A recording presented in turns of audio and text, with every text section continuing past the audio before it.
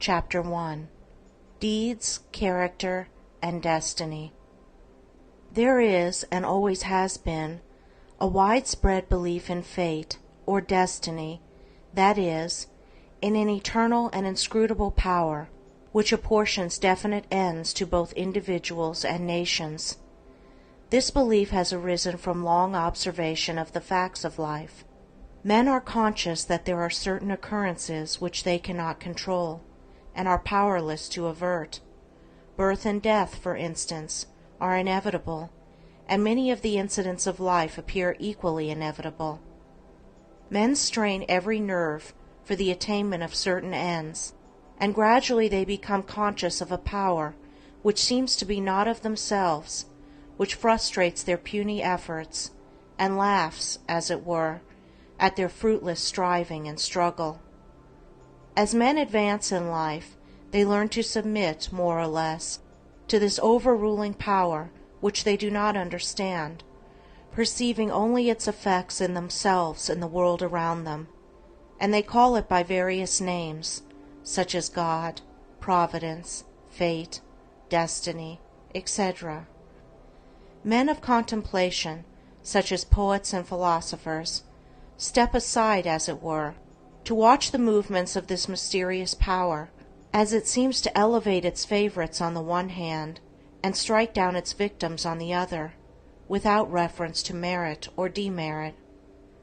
The greatest poets, especially the dramatic poets, represent this power in their works, as they have observed it in nature. The Greek and Roman dramatists usually depict their heroes as having foreknowledge of their fate, and taking means to escape it, but by so doing they blindly involve themselves in a series of consequences which bring about the doom they are trying to avert. Shakespeare's characters, on the other hand, are represented, as in nature, with no foreknowledge, except in the form of presentiment, of their particular destiny. Thus, according to the poets, whether the man knows his fate or not, he cannot avert it, and every conscious or unconscious act of his is a step towards it. Omar Khayyam's moving finger is a vivid expression of this idea of fate.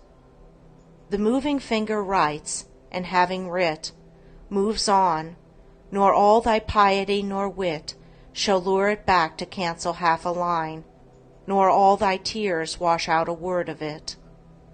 Thus men in all nations and times have experienced in their lives the action of this invincible power or law, and in our nation today this experience has been crystallized in the terse proverb, "Man proposes, God disposes." But contradictory as it may appear, there is an equally widespread belief in man's responsibility as a free agent. All moral teaching is an affirmation of man's freedom to choose his course and mold his destiny, and man's patient and untiring efforts in achieving his ends are declarations of consciousness of freedom and power. This dual experience of fate on the one hand and freedom on the other has given rise to the interminable controversy between the believers in fatalism and the upholders of free will, a controversy which was recently revived under the term determinism versus free will. Between apparently conflicting extremes, there is always a middle way of balance, justice, or compensation, which, while it includes both extremes, cannot be said to be either one or the other, and brings both into harmony, and this middle way is the point of contact between two extremes. Truth cannot be a partisan, but by its nature is the reconciler of extremes, and so in the matter which we are considering, there is a golden mean which brings fate and free will into close relationship, wherein, indeed, it is seen that these two indisputable facts in human life, for such they are but two aspects of one central law, one unifying and all-embracing principle, namely, the law of causation in its moral aspect. Moral causation necessitates both fate and free will, both individual responsibility and individual predestination. For the law of causes must also be the law of effects, and cause and effect must always be equal. The train of causation, both in matter and mind, must be eternally balanced, therefore eternally just, eternally perfect. Thus every effect may be said to be a thing preordained, but the predetermining power is a cause, and not the fiat of an arbitrary will. Man finds himself involved in the train of causation. His life is made up of causes and effects. It is both a sowing and a reaping. Each act of his is a cause, which must be balanced by its effects. He chooses the cause, this is free will. He cannot choose, alter, or avert the effect, this is fate. Thus free will stands for the power to initiate causes, and destiny is involvement in effects. It is therefore true that man is predestined to certain ends, but he himself has, though he knows it not, issued the mandate, that good or evil thing from which there is no escape, he has, by his own deeds, brought about. It may here be urged that man is not responsible for his deeds, that these are the effects of his character, and that he is not responsible for the character, good or bad, which was given him at his birth. If character was given him at birth, this would be true, and there would then be no moral law, and no need for moral teaching. But characters are not given ready-made. They are evolved. They are indeed effects, the products of the moral law itself, that is, the products of deeds. Character result of an accumulation of deeds which have piled up, so to speak, by the individual during his life. Man is the doer of his own deeds. As such he is the maker of his own character. And as the doer of his deeds, and the maker of his character, he is the moulder and shaper of his destiny. He has the power to modify and alter his deeds, and every time he acts, he modifies his character, and with the modification of his character for good or evil, he is predetermining for himself new destinies, destinies disastrous or beneficent, in accordance with the nature of his deeds. Character is destiny itself, as a fixed combination of deeds. It bears within itself the results of those deeds. These results lie hidden as moral seeds in the dark recesses of the character, awaiting their season of germination, growth, and fruitage. Those things which befall a man are the reflections of himself, that destiny which pursued him, which he was powerless to escape by effort or avert by prayer, was the relentless ghoul of his own wrong deeds, demanding and enforcing restitution. Those blessings and curses which come to him unbidden are the reverberating echoes of the sounds which he himself sent forth. It is this knowledge of the perfect law working through and above all things, of the perfect justice operating in and adjusting all human affairs, that enables the good man to love his enemies, and to rise above all hatred, resentment, and complaining, for he knows that only his own can come to him, and that, though he be surrounded by persecutors, his enemies are but the blind instruments of a faultless retribution, and so he blames them not, but calmly receives his accounts, and patiently pays his moral debts. But this is not all. He does not merely pay his debts.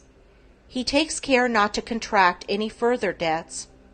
He watches himself and makes his deeds faultless. While paying off evil accounts, he is laying up good accounts. By putting an end to his own sin, he is bringing evil and suffering to an end. And now let us consider how the law operates in particular instances in the outworking of destiny through deeds and character. First, we will look at this present life, for the present is the synthesis of the entire past. The net result of all that a man has ever thought and done is contained within him. It is noticeable that sometimes the good man fails and the unscrupulous man prospers, a fact which seems to put all moral maxims as to the good results of righteousness out of account, and because of this many people deny the operation of any just law in human life, and even declare that it is chiefly the unjust that prosper.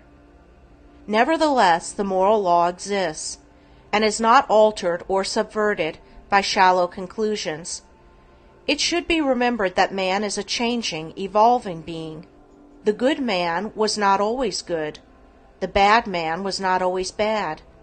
Even in this life, there was a time, in a large number of instances, when the man who is now just was unjust, when he who is now kind was cruel, when he who is now pure was impure.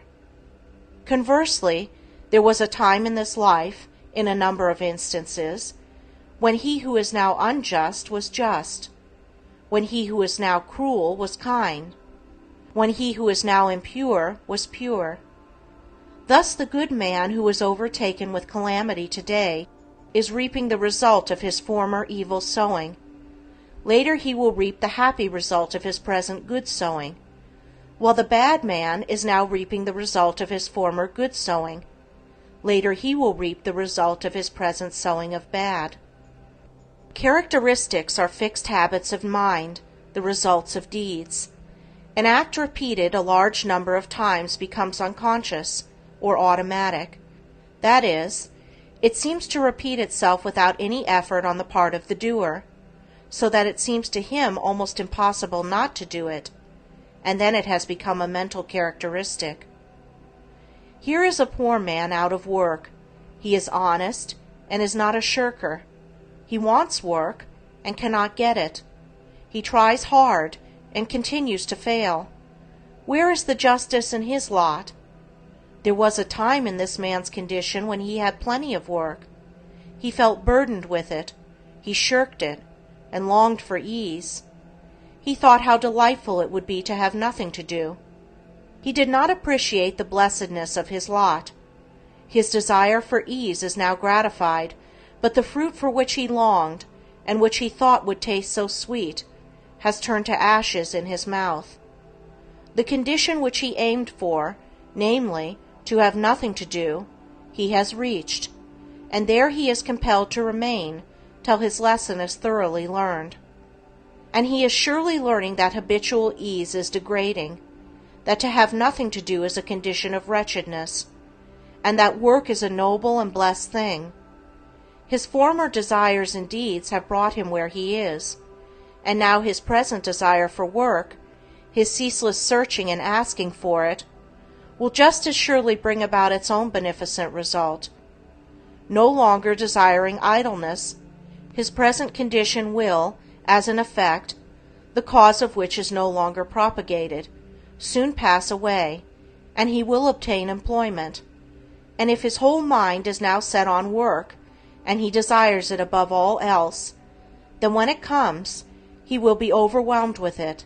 It will flow into him from all sides, and he will prosper in his industry. Then, if he does not understand the law of cause and effect in human life, he will wonder why work comes to him apparently unsought, while others who seek it strenuously fail to obtain it. Nothing comes unbidden. Where the shadow is, there also is the substance. That which comes to the individual is the product of his own deeds. As cheerful industry leads to greater industry and increasing prosperity, and labor shirked or undertaken discontentedly leads to a lesser degree of labor and decreasing prosperity, so with all the varied conditions of life as we see them. They are the destinies wrought by the thoughts and deeds of each particular individual. So also with the vast variety of characters. They are the ripening and ripened fruit of the sowing of deeds. As the individual reaps what he sows, so the nation, being a community of individuals, reaps also what it sows. Nations become great when their leaders are just men. They fall and fade when their just men pass away. Those who are in power set an example, good or bad, for the entire nation. Great will be the peace and prosperity of a nation when there shall arise within it a line of statesmen who, having first established themselves in a lofty integrity of character, shall direct the energies of the nation toward the culture of virtue and development of character, knowing that only through personal industry, integrity, and nobility can national prosperity proceed. Still, above all, is the great law, calmly and with infallible justice, meting out to mortals their fleeting destinies, tear-stained or smiling, the fabric of their hands. Life is a great school for the development of character, and all, through strife and struggle, vice and virtue, success and failure, are slowly but surely learning the lessons of wisdom.